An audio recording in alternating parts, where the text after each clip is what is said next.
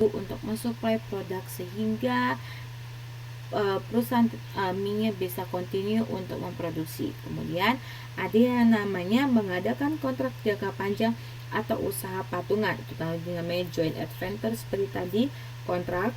Kemudian itu juga mengurangi ketidakpastian dalam pengadaan input atau sumber daya serta pemasaran produk atau jasa yang dihasilkan.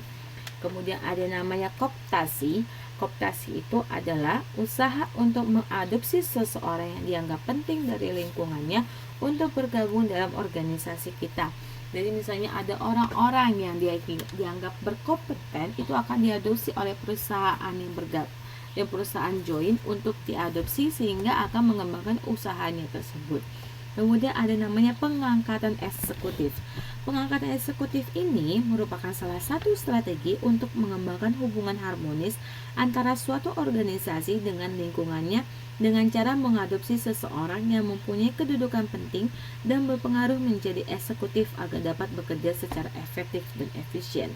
Nah, misalnya teman-teman yang memiliki kemampuan yang efisien dan efektif akan diangkat ke bagian eksekutif. Bagian eksekutif itu apa? Seperti dewan direksi, itu adalah orang-orang yang eksekutif dan manajer seperti itu. Kemudian juga ada nama iklan dan humas. Iklan dan humas ini sangat dibutuhkan bagi suatu perusahaan untuk mempromosikan produknya. Dan iklan ini membutuhkan biaya yang cukup besar karena dalam suatu perusahaan biaya terbesar selain biaya produksi adalah biaya periklanan. Kemudian humas adalah orang yang akan memperbaiki atau mempertahankan serta melindungi reputasi dari perusahaan.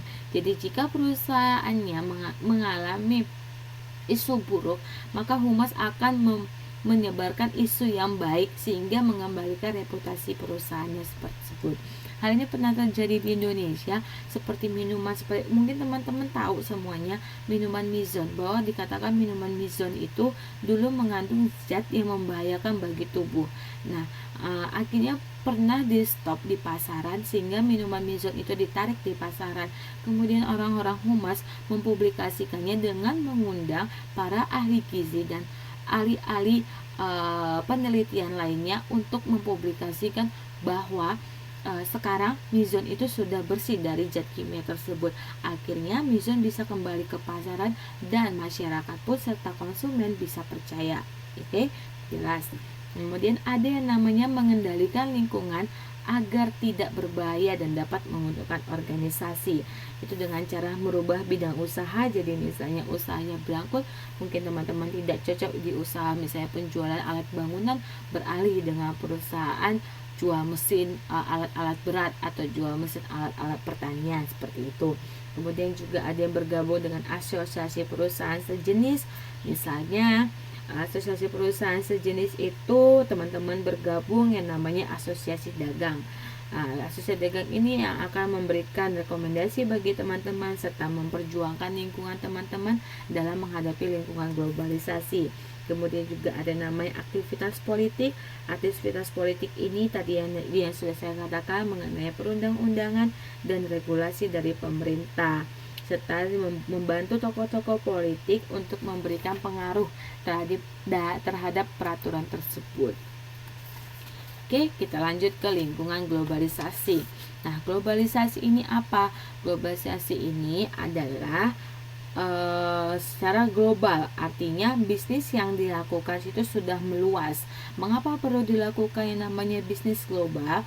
Karena kita menyadari bahwa di era sekarang kita sudah memasuki yang namanya era globalisasi, perlu adanya ekspansi dari usaha tersebut, di mana suatu bisnis dengan tanpa hambatan perdagangan, di mana komunikasi menjadi sesuatu yang sangat cepat dan mudah serta selera konsumen yang semakin mirip. Kemudian yang kedua, kenapa orang melakukan yang namanya globalisasi? Karena pasar di lokal sendiri sudah mulai jenuh. Akhirnya tidak ada tantangan bagi usaha untuk meningkatkan ekspansi dan meningkatkan total keuntungannya. Kemudian proses globalisasi itu seperti apa? Proses globalisasi itu sendiri memiliki tahapan seperti ada tahapan domestik, internasional, multinasional, dan global. Nah, tahapan domestik ini berarti masih terbatasnya potensi pasar dari negara asal. Artinya bahwa negara asal itu di mana seluruh fasilitas produksi dan pemasaran masih terletak di negara asal. Misalnya teman-teman memproduksi suatu barang, nah itu produknya itu, produksinya, fasilitasnya, pemasarannya itu masih semuanya di negara asal, yaitu di negara Indonesia. Misalnya teman-teman mendirikan usaha di Indonesia. Kemudian tahapan internasional. Tahapan internasional ini merupakan perusahaan menggunakan divisi internasional untuk melakukan pemasaran di beberapa negara. Nah, jadi itu dari Indonesia sebagai produsen itu melakukan pemasaran di negara-negara lain secara terpisah. Bisa di Taiwan, Cina, Belanda, Amerika, seperti itu. Kemudian juga ada tahapan multinasional. Multinasional itu perusahaan umumnya dimiliki satu negara asal, tetapi memiliki dua induk perusahaan di negara yang berbeda untuk mempertahankan kepemilikan dan kontrol. Nah, jadi perusahaan itu berdiri di satu tempat, misalnya iPhone. Dia ada di Amerika, tapi juga mendirikan juga di Cina sebagai rakitannya, seperti itu. Kemudian juga, tapi kontrolnya tetap ada dari Amerika sebagai pemilik dari negara asal. Kemudian juga ada tahapan global, yaitu kepemilikan, kontrol, dan manajemen puncak terdiri dari beberapa negara. Jadi biasanya banyak dimiliki oleh perusahaan-perusahaan yang bergerak di bidang pertambangan. Jadi kontrolnya itu ada di beberapa negara. Ya, sepertinya waktu kita seperti sudah mau habis. Oke, saya akan tambah waktu 10 menit supaya bisa menyelesaikannya. Boleh ya? Boleh ya, boleh ya. Ada tugas, ada tugas. Oke, boleh ya? Oke.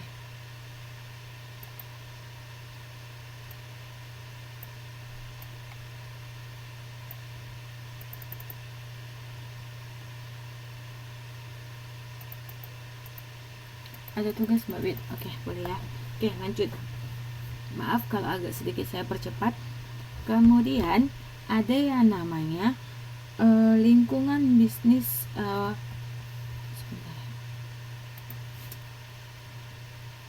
Nah, ada yang namanya lingkungan bisnis internasional. Bisnis internasional ini lebih mencakup seperti manajemen internasional. Manajemen internasional itu apa? Manajemen internasional itu apa? Manajemen internasional adalah pengelola bisnis yang dilakukan lebih dari satu negara. Nah, seperti yang tadi, seperti tahap global tadi itu yang sudah saya katakan. Nah, tugas utamanya adalah bisnis yang sifatnya masih domestik atau internasional, seperti pengelolaan, pengadaan, produksi, dan distribusi baik produk ataupun jasa. Nah, di sini pimpinannya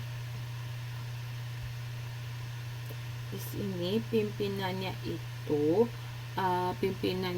sangat memperhatikan namanya faktor budaya dari negara yang dituju serta sektor ekonomi, hukum, politik dari negara tujuan bisnisnya. Jadi misalnya teman-teman atau mau melakukan yang namanya ekspansi bisnisnya ke luar negeri, harus benar-benar memperhatikan faktor budaya. Budaya itu sangat penting. Kemudian ada ekonomi, hukum, politik, dan dari negara yang akan dituju. Oke. Kemudian ada juga yang namanya bisa dilihat di gambar, itu ada di gambar 2.3 halaman 242. Di situ ada yang namanya lingkungan ekonomi. Faktor-faktor utama dari lingkungan internasional itu ada lingkungan ekonomi. Lingkungan ekonomi itu meliputi perkembangan ekonomi. Jadi biasanya negara-negara ini akan melakukan ekspansi ke negara-negara yang berkembang. Kenapa mereka lebih memilih untuk ekspansi ke negara berkembang? Karena negara berkembang ini memiliki tantangan bagi pelaku bisnis daripada mereka melakukan ekspansi di negara yang sudah di negara yang maju. Nah, negara berkembang di sini dimaksud seperti apa? Negara Asia Tenggara, Amerika Selatan, Eropa Timur. Nah, karena apa? Karena itu tadi sedang mengarah pada pertumbuhan global. Jadi persaingnya belum ada, namun tantangan ekonominya yang besar. Kemudian ada infrastruktur. Nah, infrastruktur itu apa? Fasilitas negara yang mendukung kegiatan ekonomi. Fasilitas seperti apa? Ada fasilitas seperti transportasi dan alat komunikasi. Jadi fasilitas transportasi itu bisa meliputi fasilitas bandara udara, jalan raya, jalur rel kereta api. Terus kemudian juga ada fasilitas penghasil energi seperti tenaga air, listrik, dan seperti itu, serta komunikasi bisa lewat stasiun telepon ataupun radio. Kemudian juga adanya pasar sumber daya dan produk. Nah, pasar sumber daya dan produk ini pemimpin mengevaluasi permintaan pasar akan produk. Nah, permintaan pasar akan produk ini jika permintaan pasar tinggi, manajer akan memilih untuk mengekspor produk ke negara lain.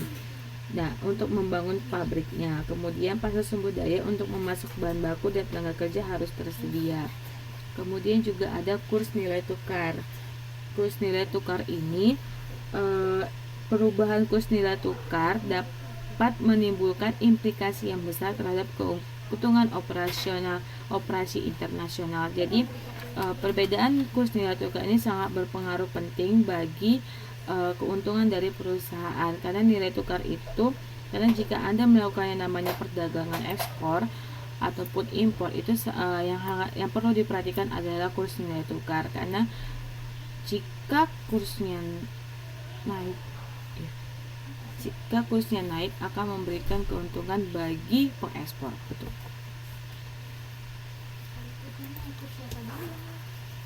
Kemudian juga ada lingkungan hukum dan politik. Lingkungan hukum dan politik itu meliputi resiko dan instabilitas politik.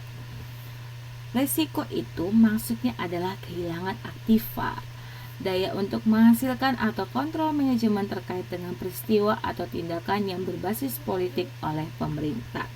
Sedangkan instabilitas politik itu adalah seperti kerusuhan, revolusi, kekacauan sipil, dan perubahan pemerintah. Nah, peluang terbesar ini terletak pada negara yang memiliki instabilitas. Karena negara-negara ini memiliki pertumbuhan global. Kemudian juga ada hukum dan regulasi. Hukum dan regulasi ini perubahannya jelas adalah munculnya dalam bentuk perjanjian perdagangan internasional, sistem aliansi perdagangan internasional yang berkembang. Nah, masalah dengan perjanjian perdagangan internasional dan sistem aliansinya akan lebih teman-teman bahas nanti di namanya bisnis dan perdagangan internasional. Jadi dalam perdagangan internasional banyak sekali yang perlu diperhatikan, mulai dari perjanjiannya, aliansinya, kemudian juga faktor ekonomi serta resiko-resiko baik dari negara Anda sendiri sebagai pelaku ekspor dan negara importernya. Kemudian dilanjutkan dengan yang namanya lingkungan budaya. Nah, lingkungan budaya ini meliputi pengetahuan, keyakinan, nilai-nilai serta model umum perilaku dan cara berpikir yang dianut bersama-sama di antara kelompok suatu masyarakat. Nah, ke lingkungan sosial budaya ini, budaya merupakan hal yang benar-benar wajib bagi pelaku bisnis untuk memahami budaya lokal dan berhubungan secara efektif dengan budaya tersebut. Misalnya budaya yang ada di negara Eropa, mereka memiliki budaya yang tidak sehari-hari itu tidak wajib lah untuk mengkonsumsi yang namanya nasi. Nah, itu harus berinteraksi secara efektif dengan orang-orang di sekitarnya, bagaimana orang sekitarnya tersebut. Kemudian juga adanya organisasi sosial meliputi dengan sistem status, kekerabatan keluarga, institusi sosial, serta kesempatan mobilitas sosialnya. Nah, di sini juga pendidikan mempengaruhi tingkat kemampuan membaca, ketersediaan karyawan yang cakep, dan dominasi gelar sarjana atau pasca sarjana. Jadi dalam hal ini namanya pendidikan itu sangat penting. Jadi teman-teman tidak salah memilih untuk melanjutkan kuliah